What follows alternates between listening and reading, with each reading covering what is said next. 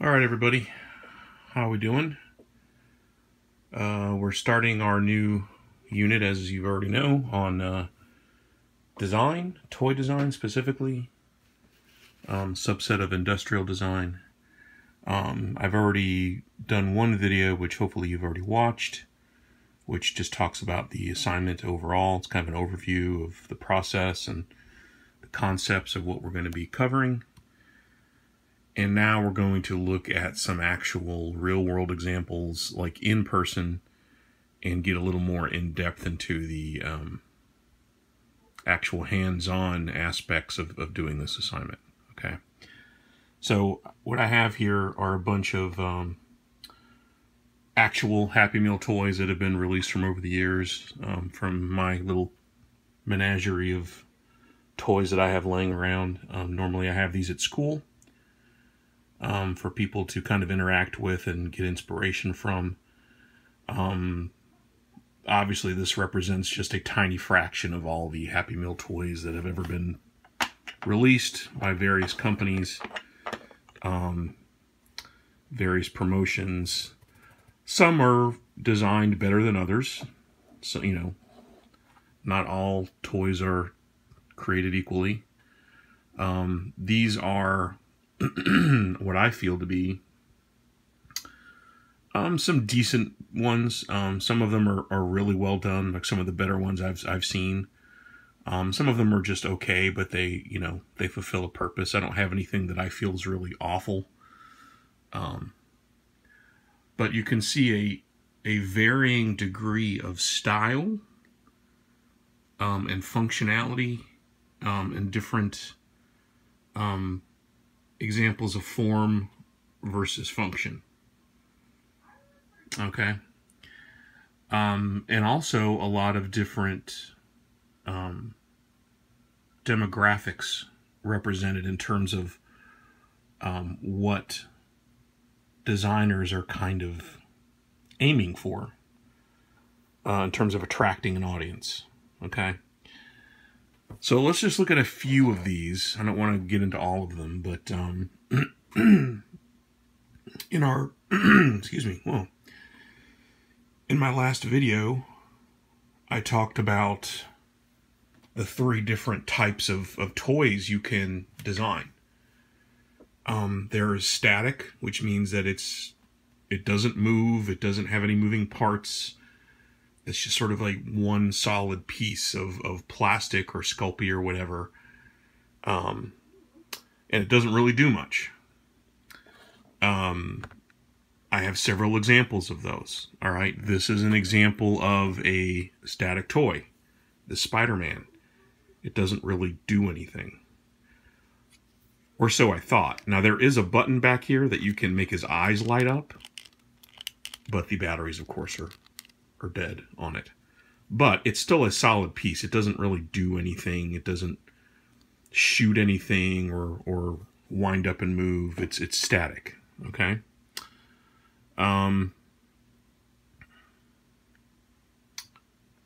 And a lot of other toys here are like that. This Hulk is another example. This is a static toy. It is one solid piece.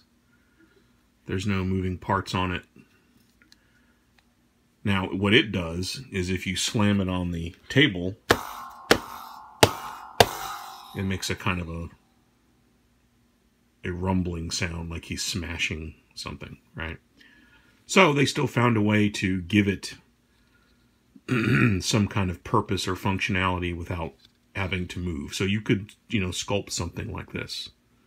Now, note the differences between these two toys, right? You have one that's a very cartoony, simplistic, what's called a chibi design. It's a Japanese term that just means big head, little body. Okay? So even though it's meant to represent, I think this is from the 3rd Spider-Man movie that was out back in like 2009 or whatever. So even though, they're getting a fairly realistic depiction in terms of detailing here, like all the webbing on his mask and things like that, they're giving him some degree of musculature, but the proportions are really cartoony. Okay.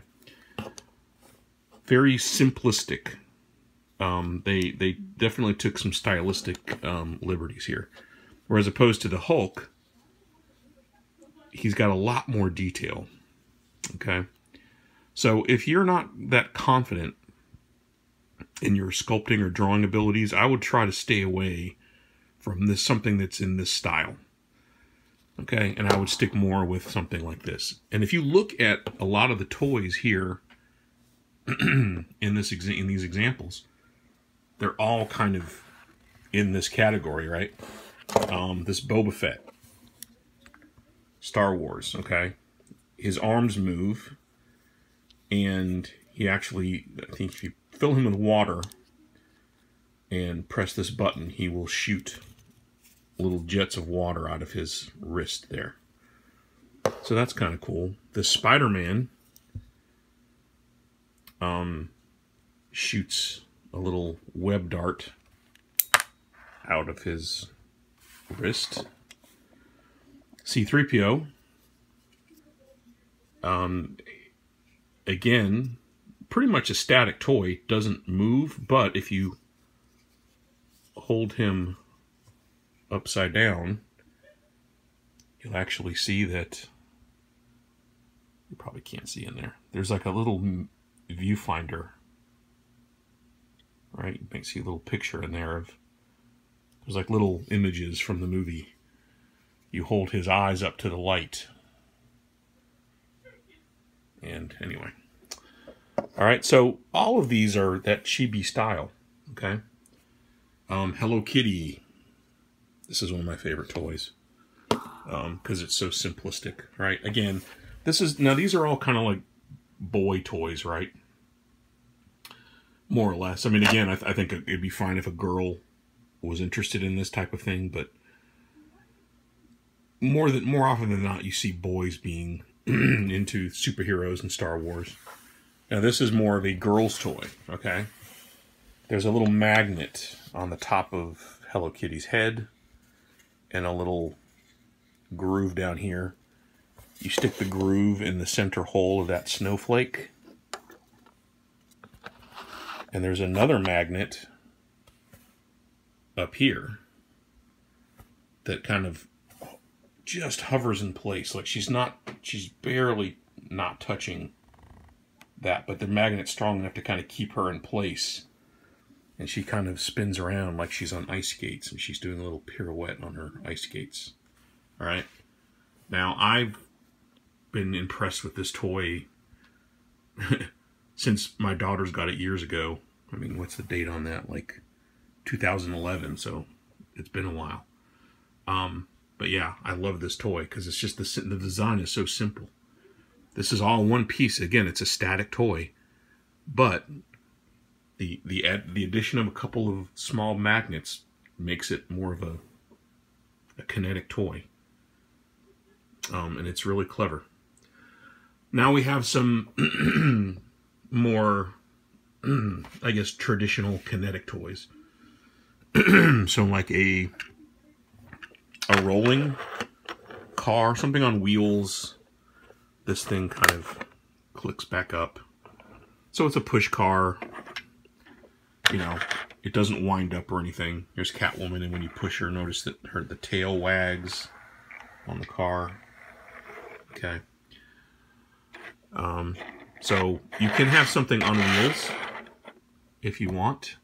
Here's another example of a wheeled toy. This is from Monsters vs. Aliens. Now, this toy,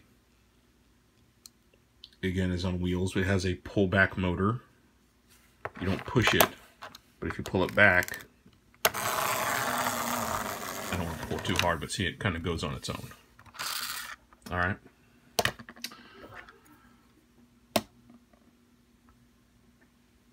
Venom is a kinetic toy.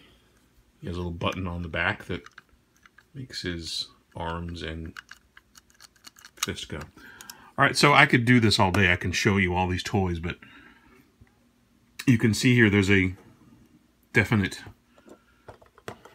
they're either kinetic, static, or practical, or a combination thereof. Okay. The other thing that all these toys have in common is that they all represent a three-dimensional version of a character. All right, so there's no there's no Spider-Man car without Spider-Man visible. Okay, you see on all these examples, the character is the main point of the design. All right, the Superman balancing toy, the Yoda that is on a base, and when he raises his arm, there's a magnet inside that makes this other part raise up. Okay, so all of these examples utilize either kinetic, practical, or static in terms of their concept, and they also feature the character as the central form in the design. All right, your little minion that has it's a slide whistle. You blow inside of it, basically. It's supposed to be like a cannon full of something, but it's actually a whistle.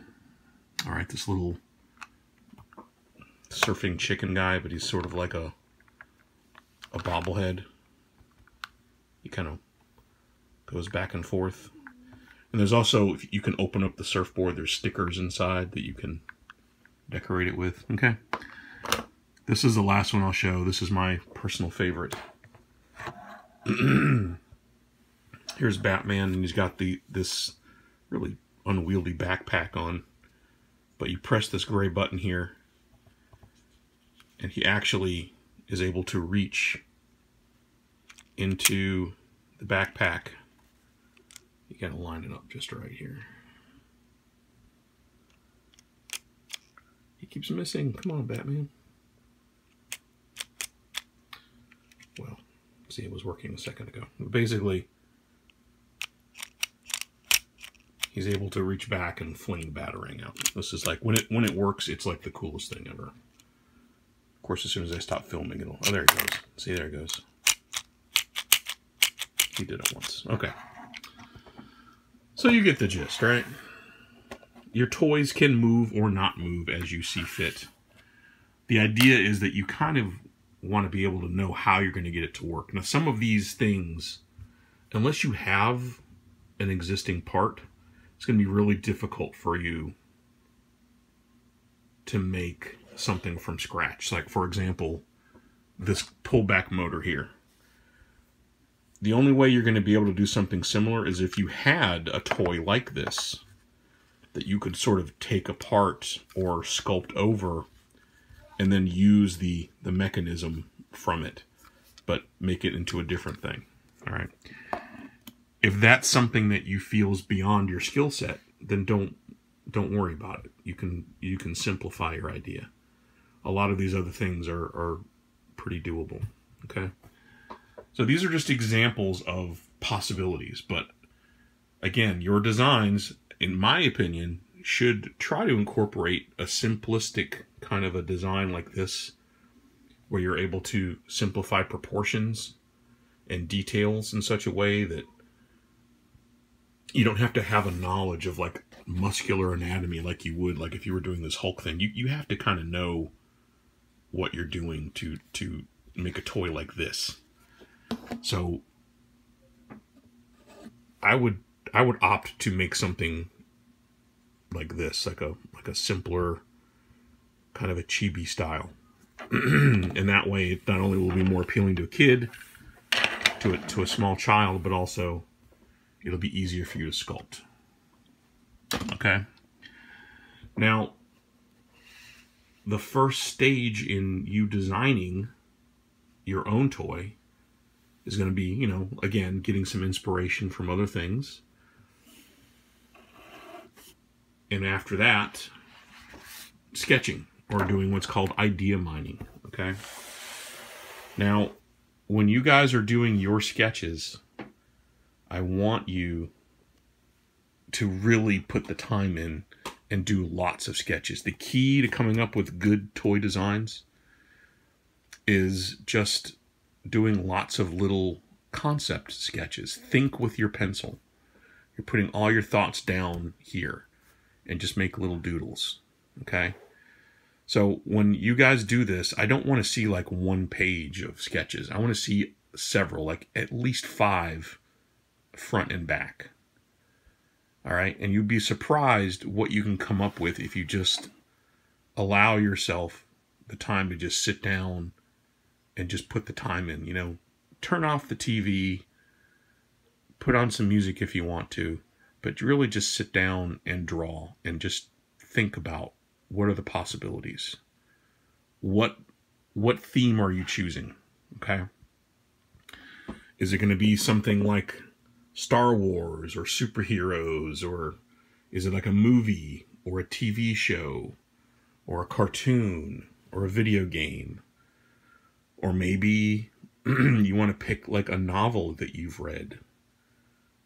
It doesn't have to be a kiddie thing. Like what if you wanted to, I don't know, make a Happy Meal about Pride and Prejudice or something like, you know, I don't know. I mean, something crazy. Like you will come up with better ideas if you are choosing a subject that you're interested in. So I think that's really the key, is you have to be excited about the subject matter and what you're doing. Okay? So, in my case, I was kind of playing around with doing something with my own character. This is my comic character, this Red Vengeance guy. So I was playing around with maybe doing something with him, like on a hover bike or something, like a 1950s kind of a looking thing. I didn't get real far with it, though. I just kind of played around with a few ideas. But again, you can see I'm kind of experimenting with that chibi style, the big head, little body, okay? But then I started kind of drifting into other things, all right? Here you can see the different examples of style, like how, if this is kind of like realistic proportions, right? You should remember this from when we did figure drawing, right? An 8 heads high person. But as you start playing more with proportions and scale, making head bigger, making the body a little shorter, like the bigger you make the head, the cuter things get. That's just a rule, all right? So if you want cute factor in your toy, you definitely want to go with like a head that's at least half the height is the head, okay? And then shorten the body, the arms, you know, give them big feet so they can balance. Big eyes helps, okay? So I just kind of drew Spidey there because that's the easiest example to show. So, you know, this is a great way to compensate if you're not confident with your drawing or sculpting skills, to stylize it in this way. Then I started drifting over to kind of doing some Batman sketches, because Batman is, you know, by far my favorite. I love lots of characters, but Batman's always been my favorite. And Batman's a great theme for toys because there's no end to the number of characters or styles. I mean, you could choose from any of the movies that have been done, like the multiple cartoons, TV series, comics, video games, whatever. And I kind of immediately was drawn to the old 1966 TV show because, number one, that was my first exposure to that character, was from that TV show. So I have a nostalgia for that, even though the show, you know, it's kind of goofy and I can't watch a ton of it, but I still really love just the colors, and the visual aspect of that show had a huge impact on me as a kid. And they've never made Happy Meal toys off of that version, so I thought, you know, this would be a good theme. So again, I'm starting to draw that version of the character, but I'm doing it again in this kind of chibi style.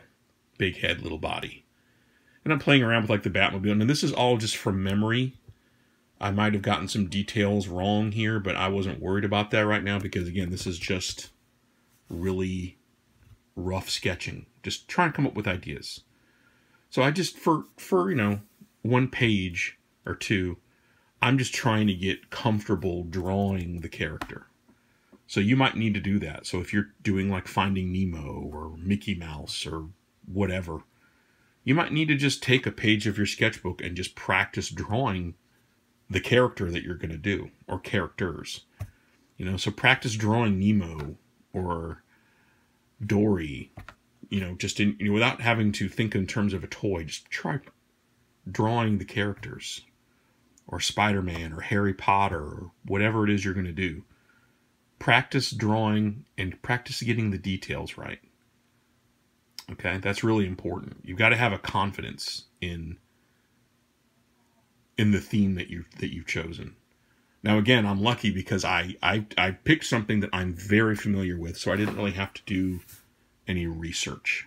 I kind of already knew the basics because I've drawn him before, and it's just something I in my memory, I have a pretty good stockpile of images that I don't really need to reference. So after I kind of did some practice doodles here, and again, you can hopefully see that I'm kind of employing some aspects of structure drawing, which we went over first semester. So remember that whole idea of, you know, when you're drawing a shape, you know, find the midline, give it a sense of structure and volume, right?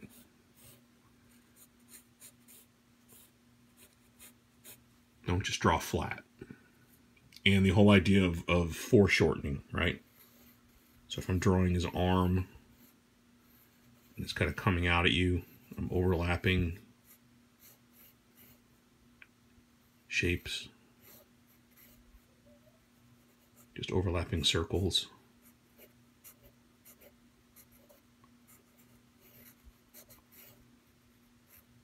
And that kind of becomes his musculature. Okay? So you don't have to do a straight up structure drawing, but remembering those concepts will help you. All right. Now I'm just thinking about what can I do with this theme? What are some ideas? And I haven't settled on anything. This is me literally just, what if I did this? What if I did that? And you're kind of just throwing a lot of stuff at the wall and just seeing what sticks. So you shouldn't limit yourself in this stage. So when you do these sketches, I mean, literally, I want to see pages and pages of these things. If you have like a half a page with 2 drawings on it, you're being lazy, frankly. And I will grade you accordingly. So don't be lazy. Like, really try to put some effort into this. So I'm just coming up with ideas. So I'm thinking, what if maybe I do little cute figurines, and maybe it's like a buildable play set where each week you got parts to build a bat cave, you know? So when, you know, if you went every week to McDonald's and got every piece, by the time you were done, you could make a little bat cave scene, right? With a little bat computer. Now, again, I remember the show, so I know what was in the bat cave from the TV show, from the set. So they had this little atomic pile thing back here that was kind of cool. Nuclear reactor in the bat cave, and they had, you know, bat computers, and the Batmobile was in the middle on this little turntable. So like when it would pull in, it would automatically turn it around so that it could launch out again if they needed to leave quickly. You know, cute little Batman and Robin figures. All right, so that's just one idea. I might not pursue that idea. But, you know, I at least did a quick doodle of it to show myself what that might look like. All right? I chose an idea that I would want. If I was a kid, I would want this, okay? Or even as an adult. I would want this because it's cool. So that's one idea. But I'm going to do more before I settle on this. All right, I'm gonna pursue other things. So it didn't take me long to doodle this. You can see there's not a ton of detail in it, but you know, it's enough for me to visualize it now. Okay, so there's one idea: the buildable Batcave. Next, I'm thinking about other things I could do that's maybe a little more simple. So I'm thinking, and I guess it was from drawing these bat computers here. I was like, well, what if I had this bat computer type thing, but it's like a little desk office organizer, and like Batman standing at this computer, and like there's a little space for to put pencils in and like post-it notes. Maybe this front section is like a little whiteboard you can write messages on. There's like a little tape dispenser built into it. You know, a little area to put paper clips in or something. You know, I don't know, just goofing around again. And I'm just jotting little notes. Maybe Batman's got a little bank or USB charger in his head. Do I know how to make that work? No. But again, it's just an idea, so I'm just jotting it down. Okay, again, I'm sticking with that really cartoony, chibi style. Okay. So now already, I've got two different ideas, and one idea came from the other. So the reason why you want to do lots of sketches here is because when you do that, you sort of allow one idea to flow into another. And I would have never come up with this idea had I not done this. And I wouldn't have come up with this if I hadn't done this. So each thing I draw is a natural evolution or progression into the next thing. And there's no way you can get to the end of that progression unless you go through all the steps and just keep pushing. Now, I could have stopped there, but I wanted to pursue more. So now here's another sheet. And I'm starting to think about aspects of the show that made the show unique. And there was always a thing on the show that they would do where, I mean, it was very cheesy, but like they would turn the camera sideways and they would walk on this like little fake facade of the building. But if they turned it sideways, it would look like they're walking up the side of the building. So, you know, this is how it would look in reality. But by turning the camera sideways, it made it look like they were walking up the building.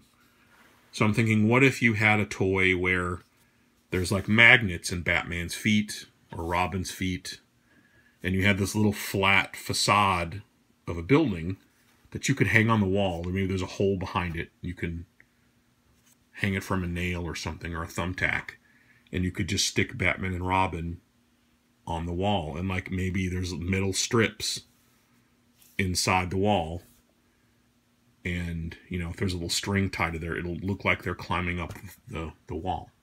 All right, again, very simple idea, very low tech,